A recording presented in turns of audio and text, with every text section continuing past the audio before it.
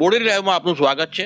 સિહોર પુલ પાસેના આ દ્રશ્ય તમે જુઓ, લોકો નદીમાં પાણી ઓછું હોવાના કારણે હવે સાહસ કરી જોખમ લઈ જીવને જોખમમાં મૂકીને કઈ રીતે બાઇક પણ લઈ જઈ રહ્યા છે। રેલવે પુલ પરથી લીધેલું આ દ્રશ્ય ખૂબ જ ગંભીર આ દ્રશ્ય। લોકો પોતાના જીવને જોખમમાં શા માટે મૂકતા હશે? આ પ્રકારે બાઇકો પણ ક્રોસ કરવામાં આવી રહી છે અને જે સિહોર પુલ જે ડિઝાસ્ટર સર્જાયું ત્યાર પછી લોકો રસ્તો ક્રોસ કરવા માટે અને 20 કિલોમીટરનો ફેરો બચાવવા માટે કરીને પ્રયાસ કરે છે। લોકો ચાલતા પણ નીકળે છે। આ દ્રશ્ય તમે જુઓ, નદીમાં હાલ પાણી ઓછું છે તેવા સમયની અંદર લોકો ચાલતા અહીંથી નીકળી રહ્યા છે।